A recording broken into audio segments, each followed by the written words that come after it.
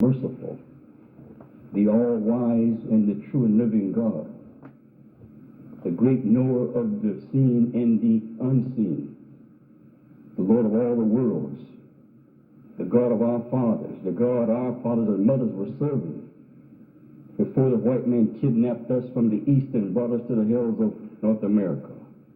In his great, holy, and divine name, and in the name of his last and greatest messenger, the Honorable Elijah Muhammad, who God himself chose as his last messenger to warn the world of the impending doom of final judgment day.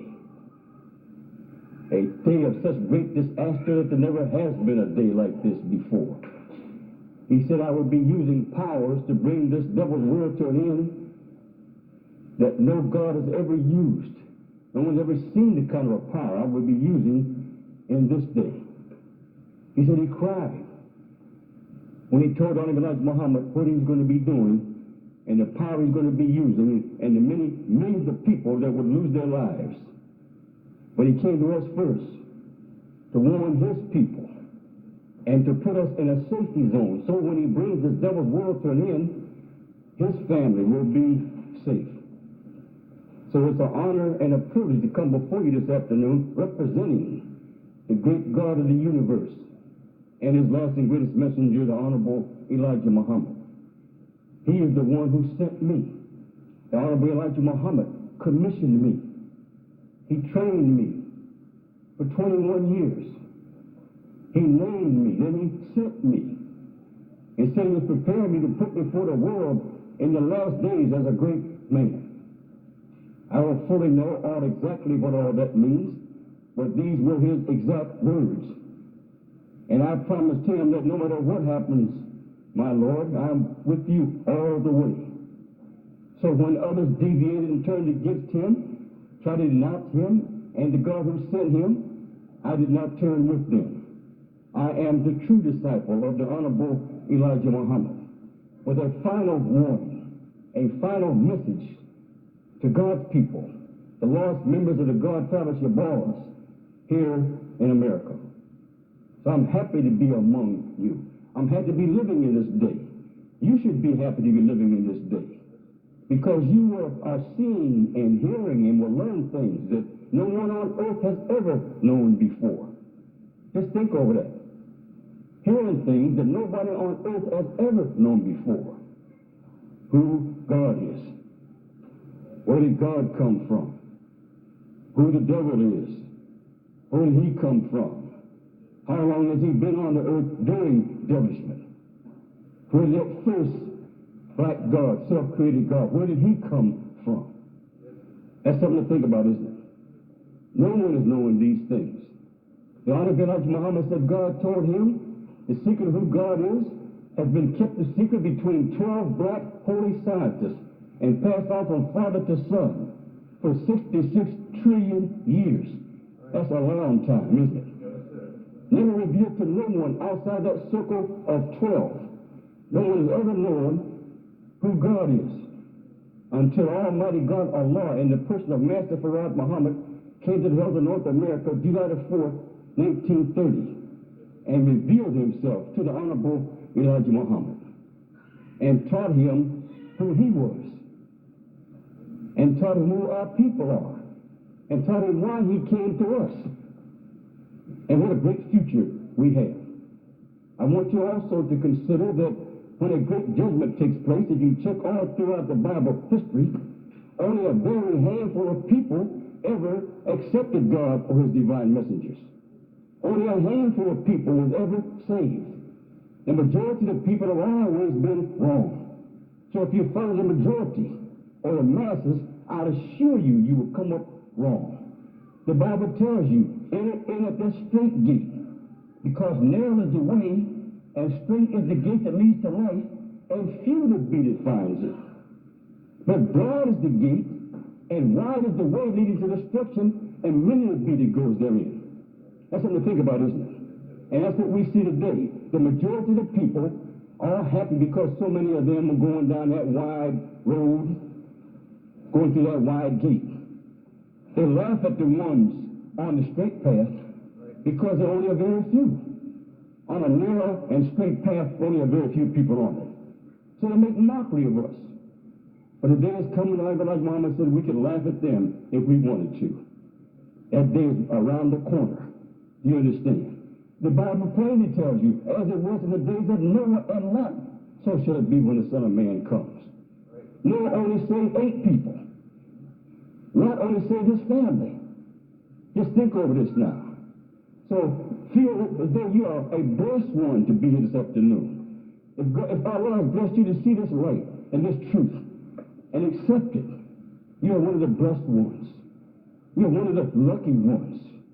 I feel not only do I feel very blessed and lucky to have heard the truth, but to have met the last and greatest messenger of God that ever come to the earth in person.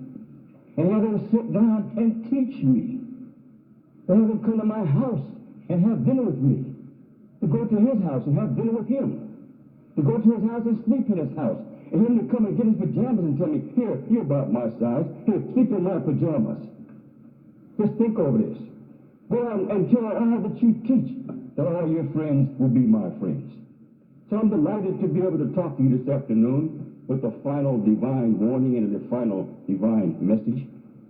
My subject matter is a little bit different than what I had planned for today. We were supposed to teach the continuation of Yaqub's history, which is the making of the white man, where the white man came from. But something has come up in the meantime that it's incumbent upon me to leave that subject go off and teach you who God is and where God comes from. Is that clear? My subject matter, will turn that board over, please, brother. I want you to sit back in your seats and relax and keep an open mind. I want you to weigh everything that I'm telling you with an open mind, because this is a very, very deep subject matter. I suggest that you be sure and get this tape.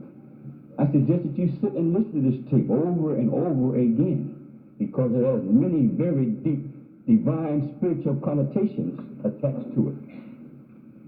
The subject matter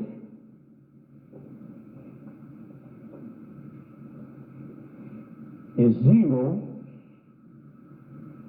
from zero to one. From nothing to something. Is that clear? So I think you'll find this subject matter very illuminating. And Master Farad Muhammad, he is actually the great Mahdi.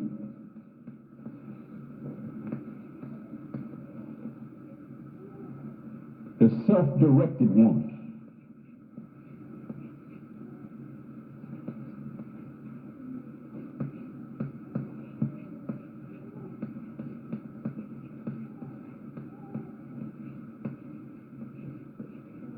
One who is self-directed and capable of directing others.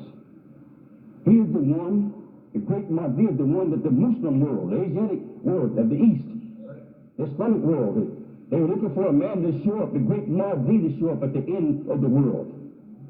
You understand? And his name would be Muhammad. All the prophets of the East, of old, prophesied at the end of the world, on the judgment day, a man would show up wearing the name the Mahdi. In the Western world, the Bible tells you the one they're looking for is the one called Elijah. Before the coming of that great and dreadful day of the Lord, I will send you Elijah. So I want you to take note now. If a man is supposed to show up at the end of the world called Muhammad, and one is supposed to show up called Elijah Muhammad. He's the one the whole world's been looking for to come. You understand? For the past 2,000 years, the world's been looking, they call it Jesus, the Savior.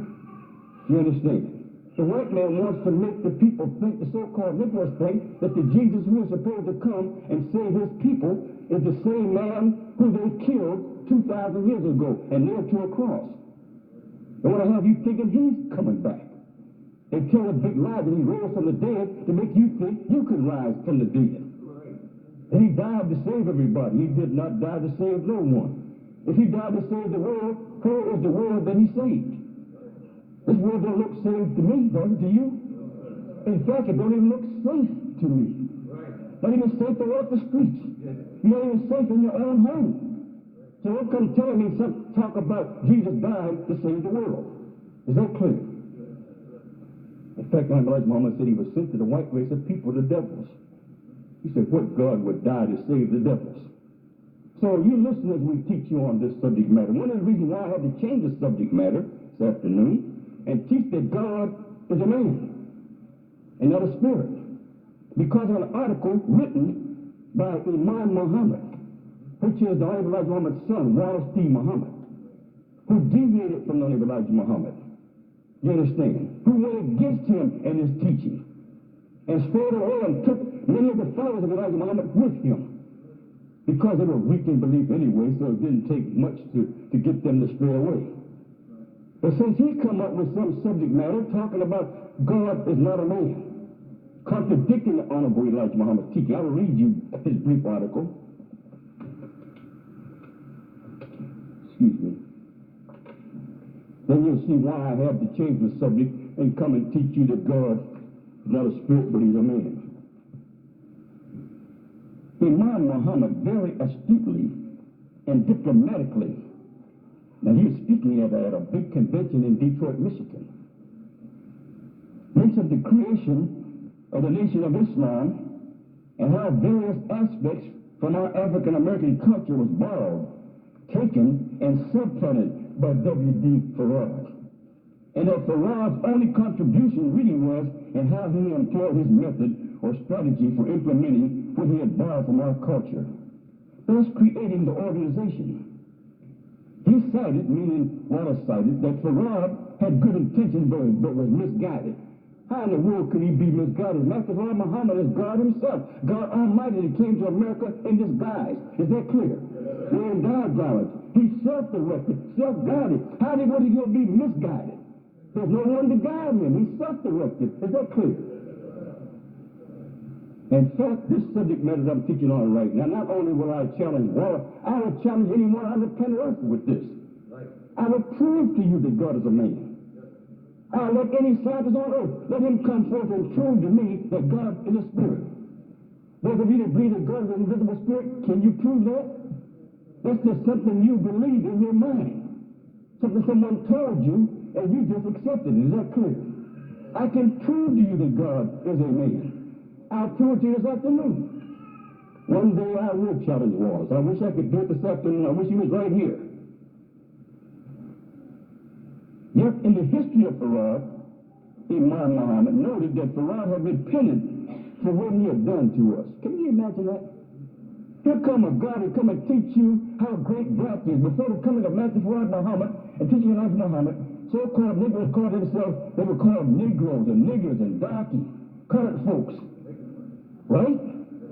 We represent nothing. A black man was ashamed of his own black skin, and the black woman also. Ashamed of self. I never forget, in class, in one of my classes in history, and they were teaching about Negroes. Every time this devil girl would get up to read, she couldn't the word Negro, and then she said nigger. And every time she said nigger, I'd slept further down in my seat. I didn't want to even be seen. I was the only black one in the class anyway. And so then the teacher come and told her, oh, that word is not Negro, a nigger. That is Negro. Which is just as bad as a Negro. Negro is a nigger. If you go look up and went to the dictionary, look up the definition of nigger. The very first definition of nigger is Negro. And a Negro is a nigger, and a nigger is a Negro. Do you understand? It's taken from the Greek word necro, which means a dead body or a corpse. Negro. N-E is a derivative of never. And grow is a derivative of G-R-O-W. A Negro, one who never grows. We've been here for 400 years in America. We've been free for 100 years. And our people are still begging for their rights. The so-called Negroes are raggedy, naked, and hungry, and outdoors. Look how the white man has grown since we've been here. You hear some ignorant Uncle Tom say, oh, look at the progress we have made since slavery days. Think about this. Yes, if you want to say the white man didn't go nowhere, then you can say you made progress. But the white man, he's gone all the way to the moon. He's gone from horse and buggies to fast moving automobiles up in the sky in airplanes and in rockets and platforms in the sky. Do you understand? And every so-called Negro can afford a second-hand car. Is it true, doesn't it? And they know too much about how they run even. Our people don't have nothing. They're raggedy, naked, hungry, and outdoors, living in the worst neighborhoods. They have the worst jobs, the most low-paid jobs. They're the first one fired and the last one hired. Right? And we're all looking forward to a better life on the other side of the cemetery. The white man has a better life on this side of the cemetery. Right? But whereas us believing, now you will get your reward, Johnny. You and Cousin Martha, after you're dead and buried. Here I ride away in a hearse, take me to the cemetery, load me down in 2 boxes, cover up with dirt. And the preacher told a big lie. And Mama is now in heaven with the Lord. Think about this now. You believe that, don't you?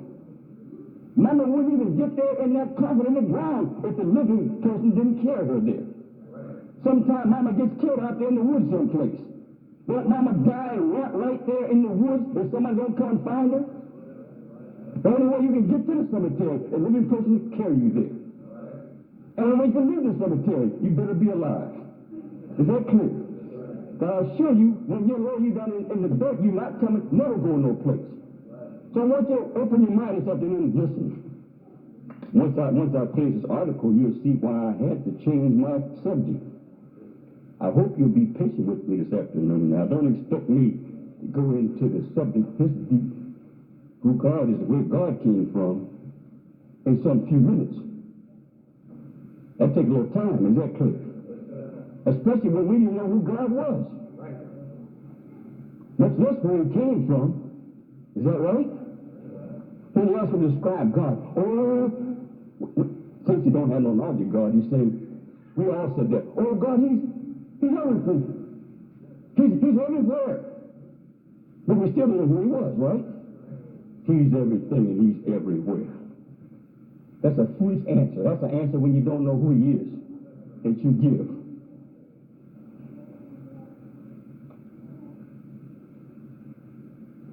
He said, yet in the history of Farad Muhammad, noted that Farad had repented for what he had done to us. I know this for a fact. That's a big lie. The Imam said, I knew he was Farad, but he didn't tell me. He told me not to let me know who he was. Then Imam Muhammad revealed to the audience who W.F. or W.D. Farad was. Professor Muhammad Abdullah, who recently passed away in 1992 in Hayward, California. And he repented for what he had done while he was living. That's the biggest lie that was ever told since the earth was stood. Who was Wallace D. Muhammad anyway? Where did he come from? What's his claim to fame? Everything he has, where did he get it from? He got it from the Honorable Elijah Muhammad. Think about this now. He used to be a minister of Elijah Muhammad in Philadelphia. Supposed to be teaching the same thing I'm teaching right now. Taught that Master Farad Muhammad was the God. Now what made him go change and deviate from the Honorable Elijah Muhammad? And take a lot of foolish, ignorant ones with him. One reason why I must go into this subject matter is because some of you sitting here right now, when you say God is not is a man, and Wallace is saying that he's not one, some of you say, I thought that. Yeah, God's not no man. Some of you are influenced by that. You think of it, when I finish, you won't be influenced when I finish teaching this afternoon. I'll show you of that. So if you want to keep your belief that God is a spirit, I would suggest you get up and leave right now. Because when I finish, you will see that God is a man and a black man. You ought to be glad to hear that.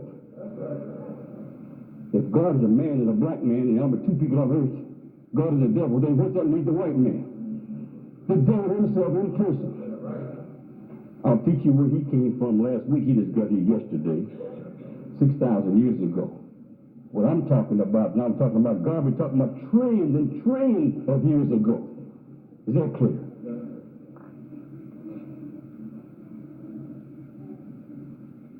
This eye-opening revelation to me served to unlock much of the mystery to this man who was called God. one could feel a sigh of relief from the audience, particularly from those who knew that Allah willing, we can never be duped and put into a situation like that again. Can you imagine that? Here God come and take you out of the dark and put you into light, and while saying we've been duped. He deceived us. Wallace has taken our people out of the light and putting you back into the dark. Is that clear? Then he said that no man could ever be Allah, the Most High, the creator of the heavens and the earth, and all that is between them. And that this day was a day of final healing and salvation for many, just in hearing these facts confirmed in this manner. You know, all of those that was formerly with Elijah Muhammad and they followed Wallace, you know, they feel sort of skeptical, you know, because they bore witness to the teaching of Elijah Muhammad. And Wallace come in, they changed, went with Wallace. So they're sitting there, you know, wondering, now, what if I'm making a mistake? You understand? So Wallace is coming at this late date now, trying to strengthen them, confirming, yeah, you're right to be with me. God is not no man. He cited also that nothing else can keep racism around more than false belief that God is a man. And then he says, he quotes the Holy Quran, Allah is he who raised the heavens without any pillars that you can see. Then he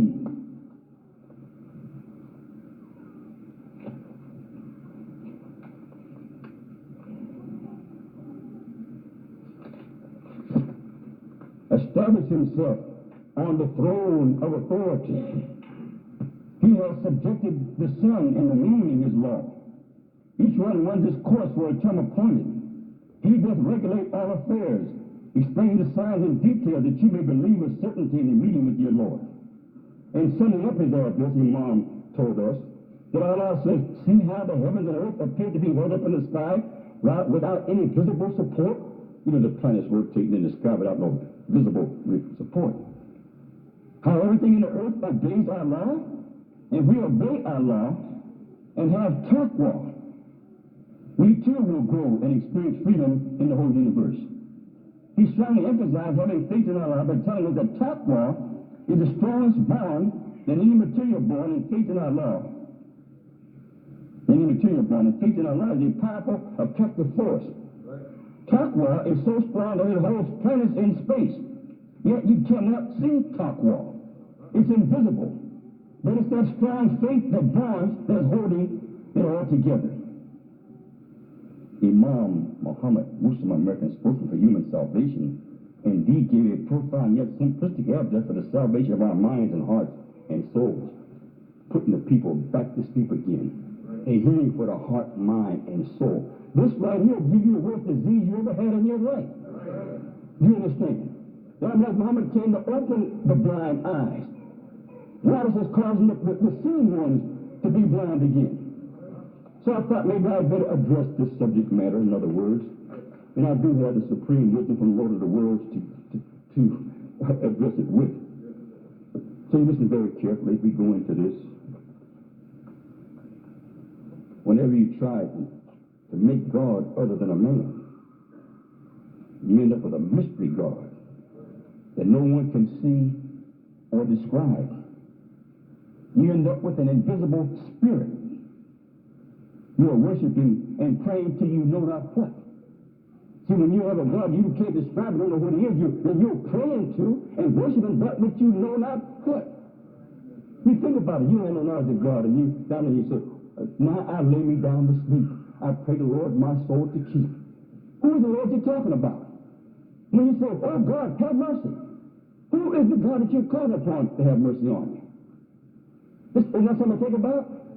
Look how we all been going around talking about God, but didn't have no knowledge of who God really was. Of course, how could we know who God was? We didn't know who we were. I can prove that God is a man of flesh and blood material, just like all the people he made from himself. I can prove that God is a human being, only he is a supreme human being. He is a perfect human being. But you cannot prove that God is an invisible spirit. When I get through it, you can prove he's a spirit rather than a man. Jump up and prove it to me. Not only you can't do it, no scientist on earth can't prove this. Is that clear? I want you to notice that all of those who want to say God is not a man cannot even refer to their mystery spirit God without using the pronouns of a man, he and him. That's always the way everybody refers to God, he and him. I want you to notice that they never use the pronoun she as a woman or a female. Think about this now. Why always he and him? I want you to notice that the mystery God worshipers always refer to their mystery God using the titles of a man, such as a king. Oh, he's the King of Kings. He's the Lord of our lords. He's the master, wearing a crown on his head, sitting on a throne. Think over this now, wearing royal robes, talking, seeing, hearing, walking in a garden. Didn't Adam and Eve hear God walking in the garden? I think you need feet to walk with, don't you? He wasn't flying, he was flying, he had wings, but he was walking. Right? He was talking, that means he had a mouth. Seeing, that means he had eyes. He was hearing, that means you have to have ears. Right? Working and resting from his works. So he worked for 6 days, and the 7th day he rested. He got tired. Does that sound like a human being? Holding out his hands all day long to a disobedient, gainsaying people. Now he's got hands. He said, after the Bible, I held my hands out all the day long to disobedient and gainsaying people. You think about this. All of this is a description of a man. When you say he and him, you're talking about a man. Creating a material universe. Material people, material animals, birds, insects, and fish life, all depending upon material for their survival. Everything he creates material, everything created depends on material for survival. Right? I want you to think about these things I'm telling you this afternoon. After God created himself, what was the next thing he created? And the greatest thing he created other than himself, the mighty sun. Is the sun and all the other planets, the moon and the stars, which we call the universe, are they material or immaterial in a spirit form? They're material, right? We can see the sun, can't we? It's material. We can see the moon and the stars. They're material. What are immaterial? Spirit God, why would he create a material universe? Why would he create a spirit universe? Right? We think over this. The only way we know there is a God or Allah is by looking at and admiring his material universe. If it wasn't for the material universe of God, the sun, moon, and star, we wouldn't even know there was a God. We didn't give a God credit for being a great God, would we? But when you look at the sun, when you say, oh my, I know that's from God. That's what no ordinary man didn't create that. What is there out there in a spirit or invisible form that exists anywhere that you can name or describe, that you can give a mystery God the credit for? If there's an invisible spirit God, what did he create? Show me his creation. What did he make? The Bible says man is in the image of God. Our image is an exact likeness. We ourselves came from God. In the image of God, mean exact likeness. You may say, trying to get out from under all of this pressure of the truth, what about the wind? You can't see the wind. No, we can't see the wind, but we know what causes the wind to blow. The wind is an invisible spirit coming from someone or something material. Is that clear? It takes the material thing to produce the immaterial or the spirit. Like all the spirits. They are all the spirits of someone or something. Like the spirit of alcohol, the spirit of ammonia, the spirit of a man or woman, the spirit of God. God has a spirit, but God himself is not a spirit. Do you understand what I'm saying to you? There are no independent spirits floating around anywhere that don't belong to someone or something material. You can't even name a spirit or describe a spirit without telling us who or what it is the spirit of. Try it. Try to name an independent spirit that don't belong to someone or something. Try it. We can't do it. When it comes to man, you have to have a man to get the spirit of a man. You have to have a God to get the spirit of a God, right? Well, if you notice, quote the Holy Quran describing Allah well seated on the throne of power. That tells you Allah's a man right there. But what does the spirit look like? Sitting on the throne of power. What does the spirit have to sit with? The spirit is immaterial, and the throne is material. Now, what does he need a throne to sit on? The heavens said there's gates to come through. Gates of pearls. What does God need with gates? The spirit can go through gates, over gates, around gates, under gates. Right? Think about this. Mansions. What does an immaterial God look like having mansions in the sky? If he himself is not material. Do you understand what I'm saying to you? He quotes again from the Holy Quran of Allah, said, holding the universe together with an invisible force that no one can see, which he calls, with the Arabic term, taqwa. That word sounds very mystifying, and nobody in his foolish or plotting audience understood what it meant, including he himself. Saying, oh, that's taqwa. There's the invisible power of the invisible God, Allah, that no one can see. Since his power is invisible, in other words, he wants to say that God himself is also invisible. That is true. No one can see what he calls taqwa, the invisible force holding all the planets in space and causing them to rotate in fixed orbits. But God, Allah, like Mark taught us, is a scientist, a holy black scientist. Is that clear?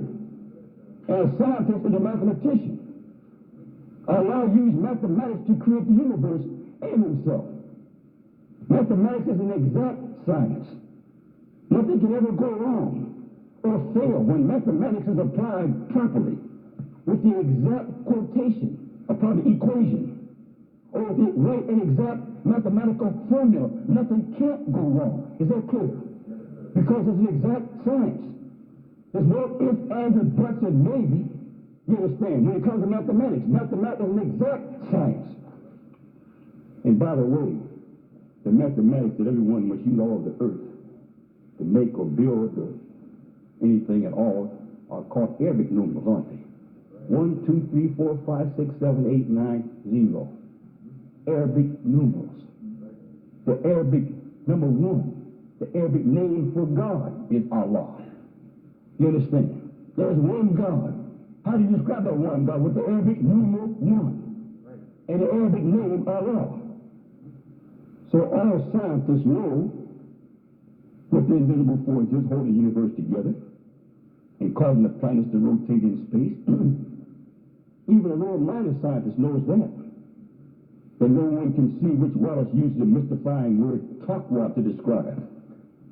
The invisible force holding all the planets in space is gravity, caused by the magnetic power of the sun, called magnetism. Is that clear? Some scientists know exactly what it is, but it's in a realm of mathematics and science far above their comprehension. So they're not able to do it. Some devils and other great scientists have spent a lifetime studying and analyzing, trying to figure out the answer, but it's not given to them to know. This secret knowledge belongs only to the rightful owners of the earth, the original Asiatic black man, the God and creator and the owner of the universe. Am I making myself clear? Among the so-called Negroes in America, the Arabic, as Muhammad said, are the last members of the God tribe of Shabazz. This is why the supreme wisdom of God, Allah, is being introduced to the so-called Negroes at the present time. The Arabic, as Muhammad said, God told him that it has been 50,000 years since the God tribe of Shabazz has been in power. We had a fire 50,000 years ago and left the heaven 50,000 years ago with our fire Shabazz. When we had a disagreement with the other major scientists, he took his family and left.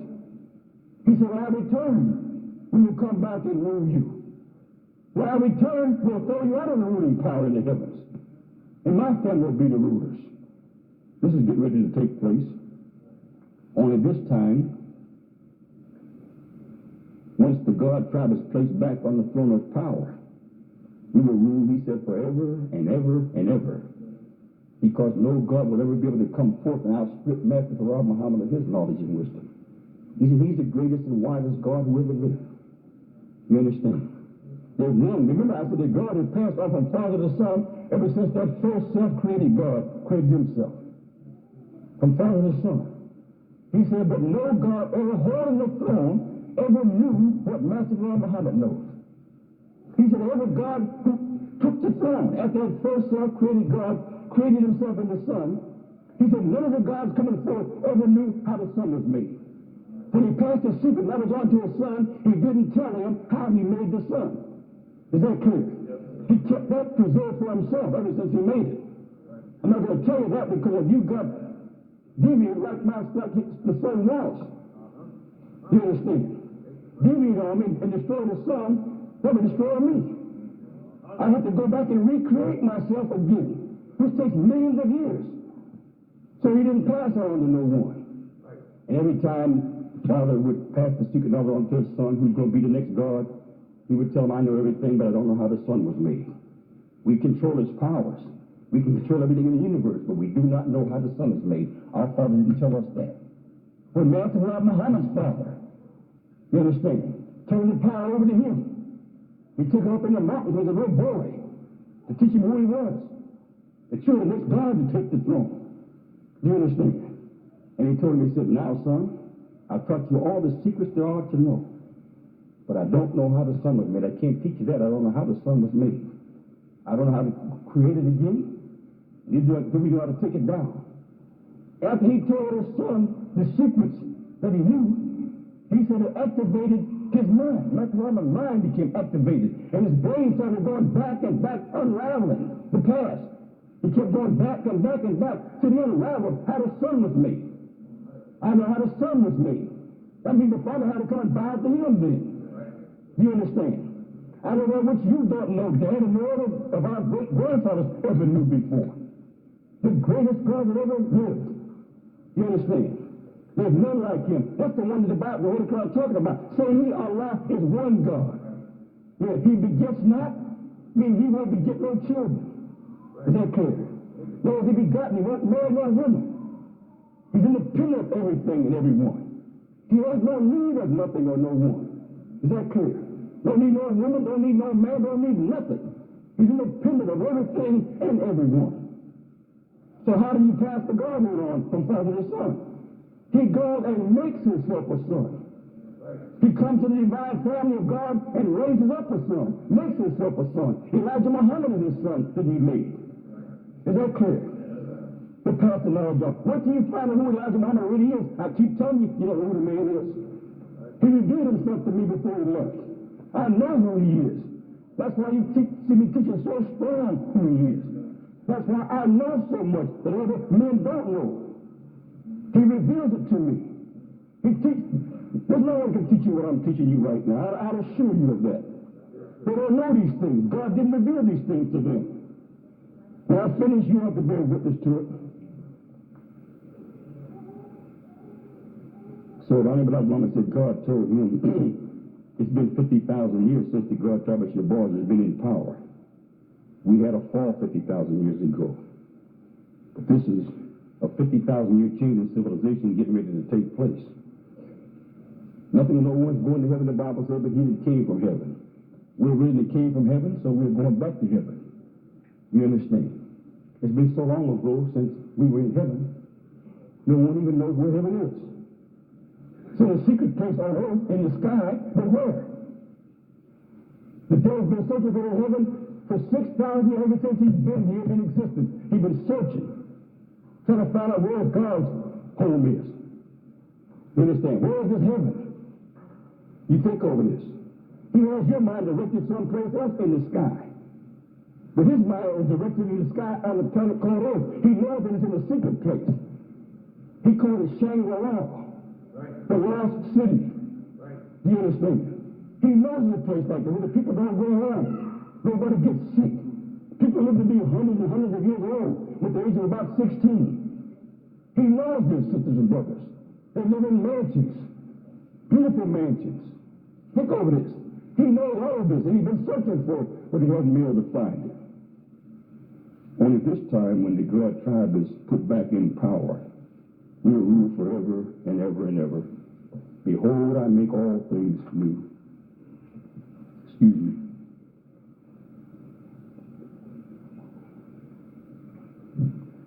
What does that mean, I make all things new? It means the rulership, even in the heavens and the earth, will be changed. The former black scientists ruling in the heavens and the Caucasian white devils ruling on the earth will have to bow to the black scientists, allowing the personal master Prophet Muhammad will put on the throne of power from among the so-called Negroes in America. That's right, the next ruler in the heavens will come from among the 24 elders will come from among this tribe. Is that clear?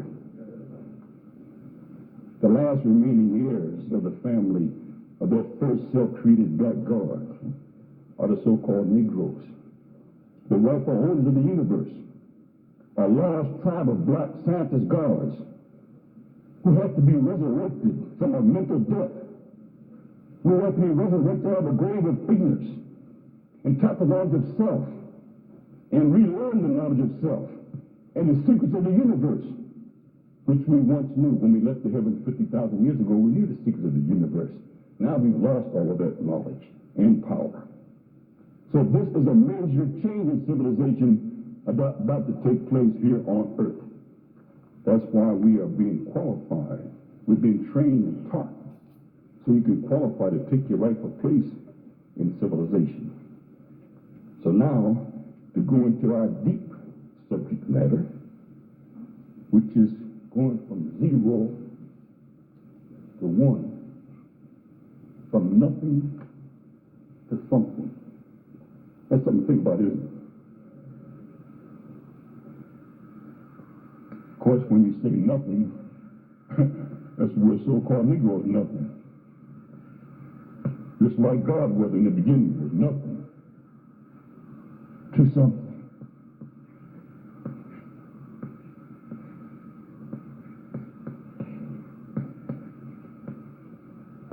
Can you comprehend what I'm saying to you so far?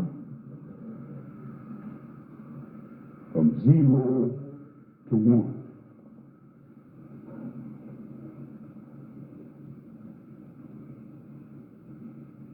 Before there was life or light, there was only absolute total dark. That 0 represents absolute total darkness. There was no life or light. Is that clear? There was nothing. However, in the dark, there was the most minute fraction of 1. Is that clear? The most minute